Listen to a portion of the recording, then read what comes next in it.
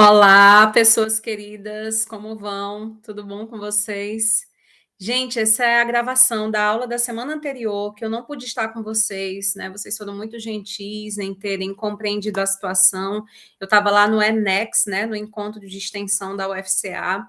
Tivemos um problema, temos um corpo de servidores muito diminuto, e aí eu precisei dar apoio para o evento e não pude estar com vocês. E combinamos que eu deixaria a gravação da aula disponível, né?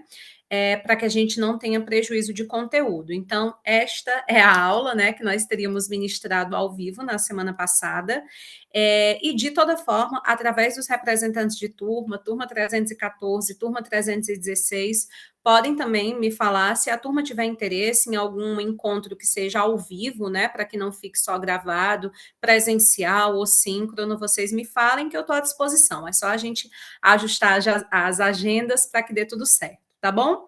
Muito bem, então, agradecendo aí a compreensão de vocês, vamos aqui à aula. Eu tento fazer, quando a aula é gravada, né, quando é remoto, uma aula mais curtinha, porque eu sei que ninguém tem tempo, saco, disposição para assistir vídeos longos, então todo mundo que foi meu aluno, né, nessa modalidade EAD, por exemplo, as disciplinas de História e Sustentabilidade, né, que estão sendo ofertadas nesse formato, os vídeos têm no máximo 30, 40 minutos, que é o que, né, os especialistas dizem que é o que a gente consegue suportar diante de uma tela sem perder a concentração. Então, vou me esforçar aqui para que fique no máximo esse tempo de duração o nosso vídeo. E se você ficar com qualquer dúvida, eu estou deixando também um fórum aberto, né, no espaço da aula, lá no Unileão Digital, ou se preferir, pergunta, né, ao vivo, no momento síncrono que a gente vai ter mais tarde, né? Eu estou gravando essa aula dia 27, que é justamente o dia que a gente tem aula daqui a pouquinho. Eu estou me arrumando para ir para a Unileão encontrar vocês. Muito bem. A gente ia falar, gente, na aula da semana passada sobre desculpem, a nossa política de desenvolvimento urbano. E como já foi muito dito nas aulas anteriores, acho até que vocês já estão bastante cientes disso, talvez até cansados, cansadas, é o fato de que o principal instrumento da nossa política de desenvolvimento urbano é o plano diretor. Ai, meu Deus, me perdoem. Esse plano diretor, ele é esse instrumento principal da nossa política urbana, porque é assim que ele está configurado lá no nosso Estatuto da Cidade. Em nome do princípio do localismo, da autonomia, né, do poder público municipal, de que a gente tenha uma gerência adequada aos interesses locais, de que a gente traga ali segurança jurídica, né, através de uma lei que vão estar ali configuradas as diretrizes, os objetivos, os princípios. Então, por todas essas razões, o plano diretor acaba sendo o nosso principal instrumento da política urbana. Então, nesses slides, a gente vai conversar um pouquinho sobre as características do plano diretor, algumas coisas a gente até já antecipou em outras aulas, e aí vamos terminar falando sobre uma realidade que é um pouquinho maior, né, que vai para além do plano diretor, vai para além do município, que é a questão das aglomerações urbanas, das regiões metropolitanas e das micro-regiões, tá bom? Então, vamos lá.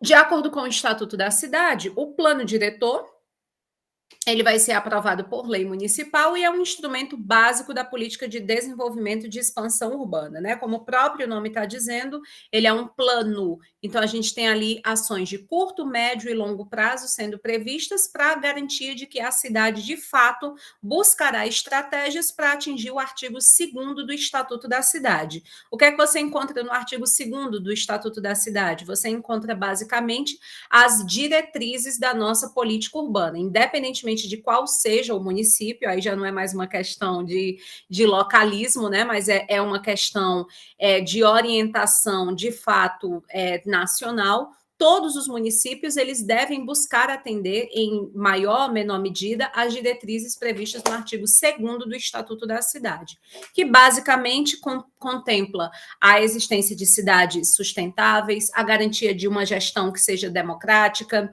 a cooperação entre os governos, a cooperação entre a iniciativa privada, o poder público, o planejamento, né, com a participação da população, a oferta de equipamentos comunitários, né, dos quais a população ela possa se servir para atender às suas necessidades, a garantia de áreas verdes, a garantia de proteção contra a poluição, contra a degradação ambiental, e aí em todos os aspectos, não somente do meio ambiente natural, mas também o artificial, cultural, do trabalho, a garantia da justa distribuição do ônus e dos bônus decorrentes do processo de urbanização, a possibilidade de proteção de todo o patrimônio que compõe o município, patrimônio paisagístico, histórico, arqueológico, né, natural, a garantia de que a cidade vai realizar audiências públicas,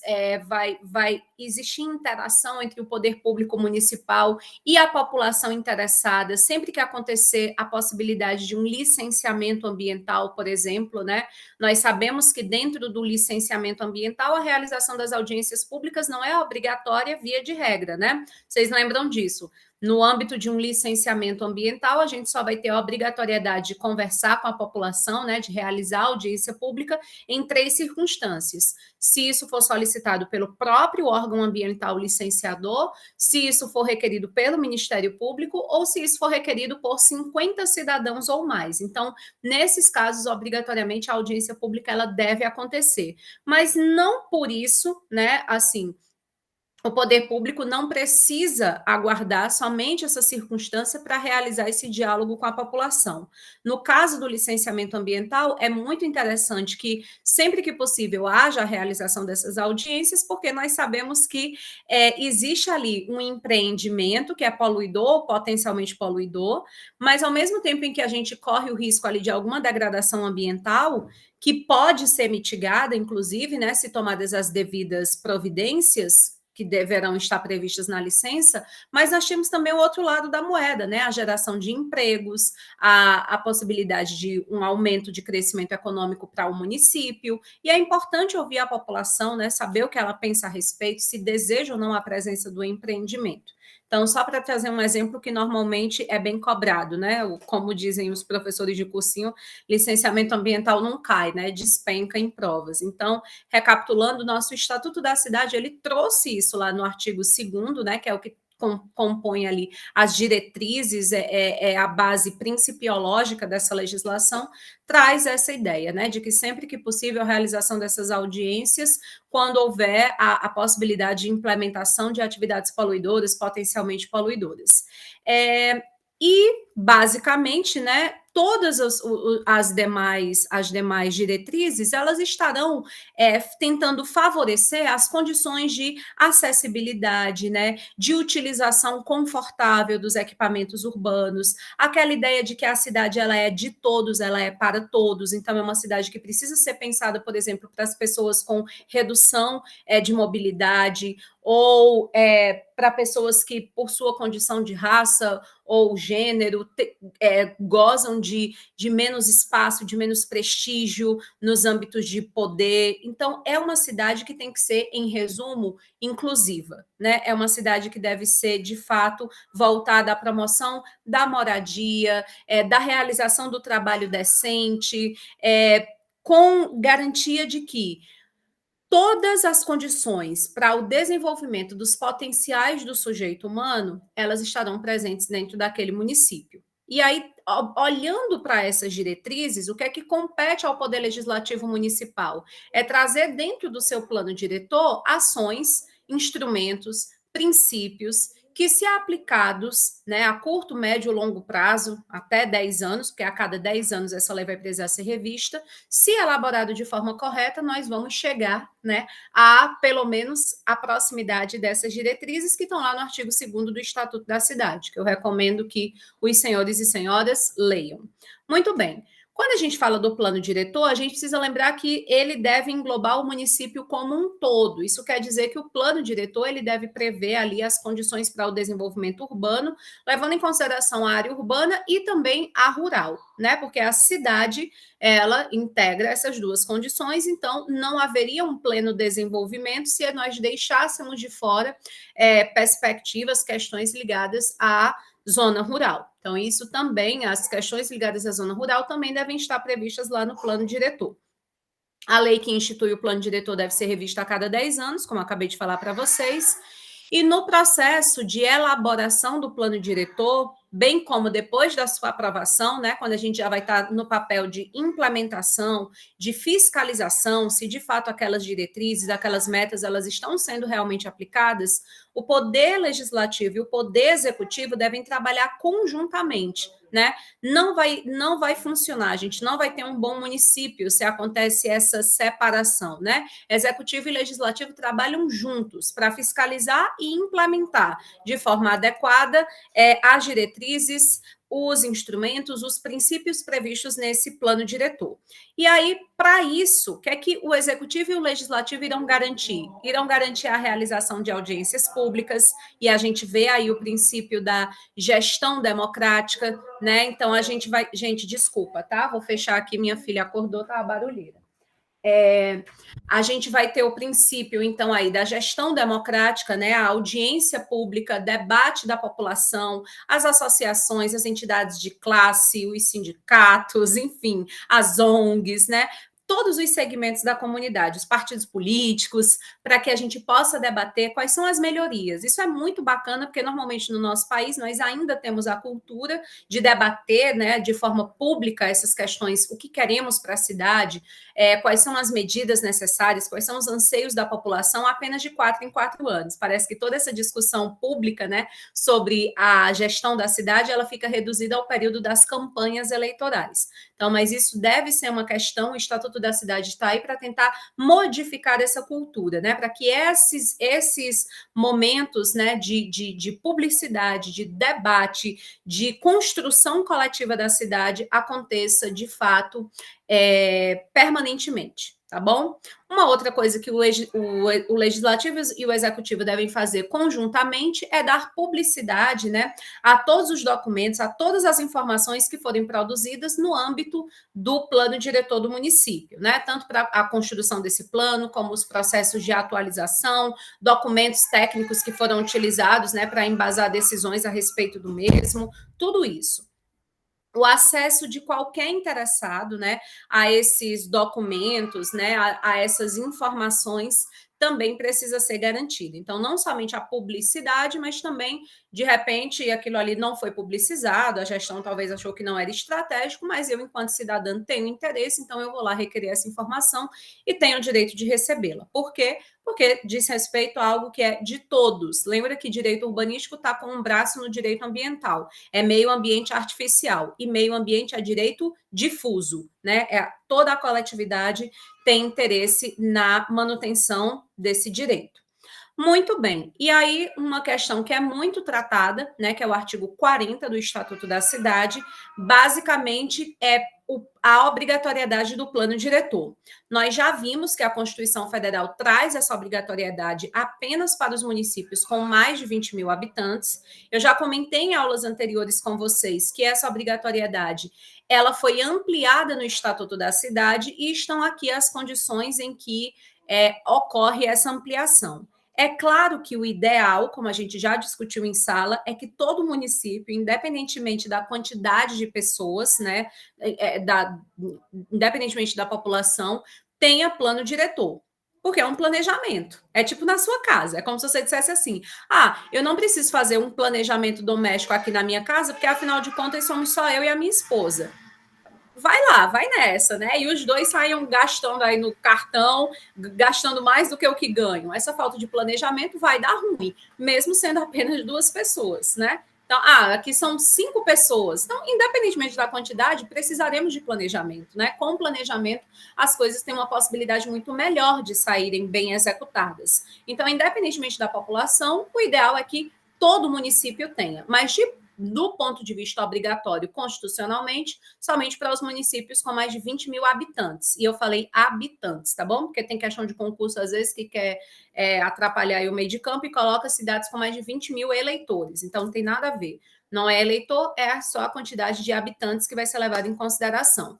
E aí eu trago para vocês aqui as outras possibilidades que o Estatuto trouxe, né? Ampliando essa obrigatoriedade. Também será obrigado a ter plano diretor Os municípios que integram região metropolitana e aglomeração urbana, né? Isso por uma questão de planejamento mesmo, né? Os municípios que compõem região metropolitana e aglomeração urbana, eles normalmente têm uma proximidade econômica, uma proximidade de condições sociais. Então, essa proximidade, esse fenômeno de conurbação exige um planejamento conjunto. Senão, uma cidade que às vezes é muito desenvolvida, no caso da região metropolitana, talvez não muito desenvolvida, mas muito crescida economicamente, ela é o polo, né? Ela é aquele município de destaque, só ela fica nisso, né? As cidades que estão ali satelizadas, né? As que ficam ao redor dela, elas não crescem tanto. Por quê? Porque falta, às vezes, um planejamento integrado de tal forma que esse destaque desse município polo reverbere positivamente para trazer esses outros para cima também.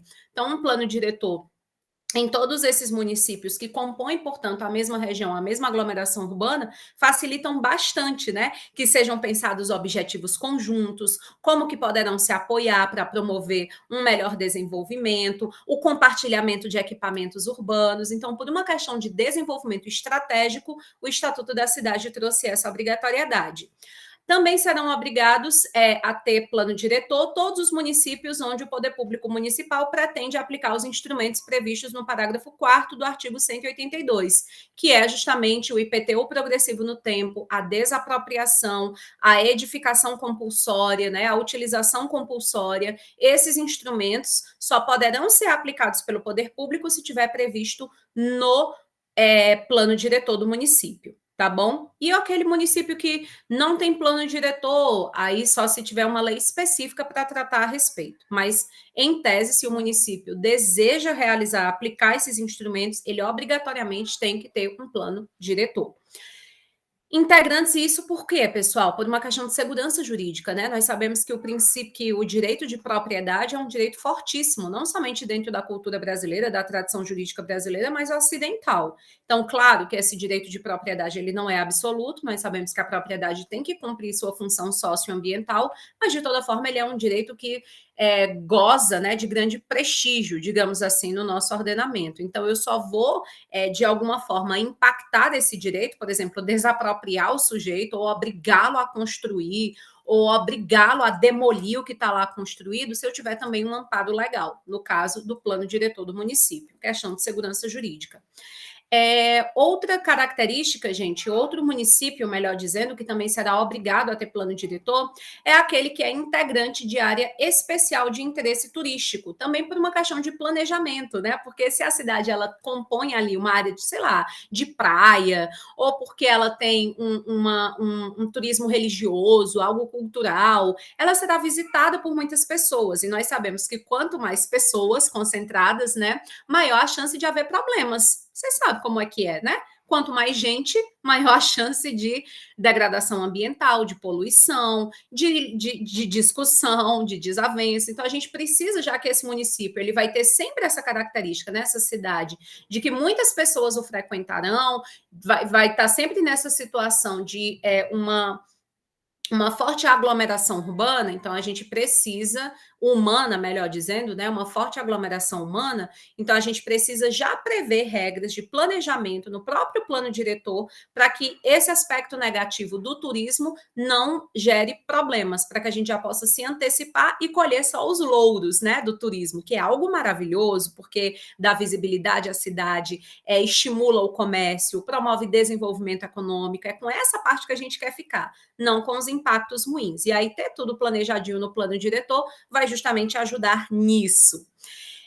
Também será obrigado a ter plano diretor aquele município que está inserido em área de influência de empreendimentos ou atividades com significativo impacto ambiental no âmbito regional ou nacional, também como uma medida aí mitigadora, né, dos possíveis danos ambientais. Então, se, por exemplo, essa cidade ela está inserida numa área em que acontece atividade de mineração, né, uma atividade que tem um potencial risco de dano ambiental, etc. Então, por uma questão de prevenção, de precaução, para que a gente já possa planejar ações de educação ambiental, de possível minimização de riscos, saídas para os casos em que aconteçam situações gravosas, a gente já tem tudo isso planejado no plano diretor.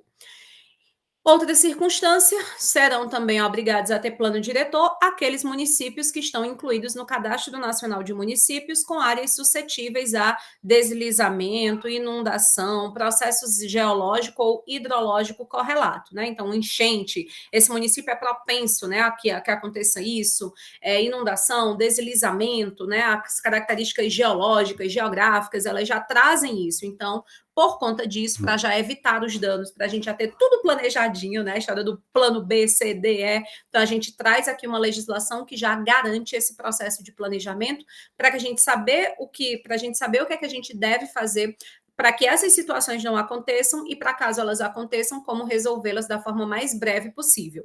Então, vale ressaltar que essas circunstâncias aqui, né, que eu acabei de trazer, o plano diretor será obrigatório e isso independentemente da quantidade da população. Pode ser um município com 5.000 habitantes, que ele vai ser obrigado a ter plano diretor se ele se enquadrar em alguma dessas circunstâncias que a gente acabou de falar, tá bom? Então, nesse caso, o contingente populacional não irá interessar. Interessam as características peculiares dessa cidade.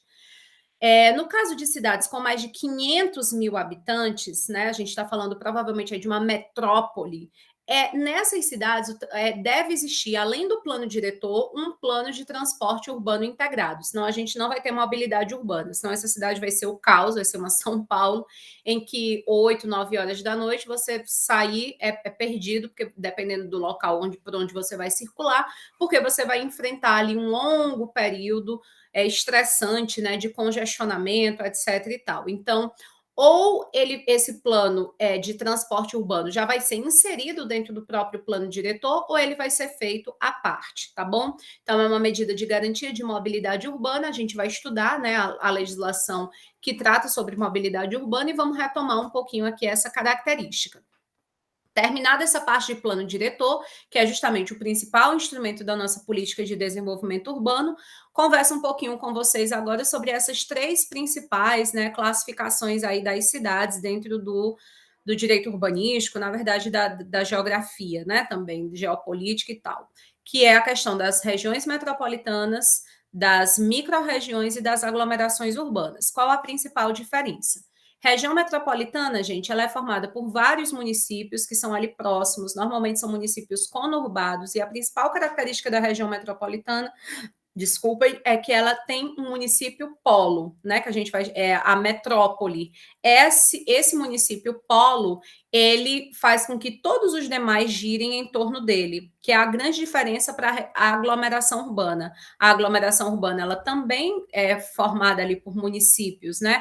Que normalmente são muito próximos, que têm características similares no âmbito da economia, do social, do político, mas não existe ali nenhum município que se destaca, não tem esse município polo. Só existem particularidades, né, que são características de crescimento, de desenvolvimento que são próximas e que, por isso, permite que os gestores urbanos, né, os gestores públicos desses municípios devessem partilhar ali as suas gestões para garantir um melhor desenvolvimento.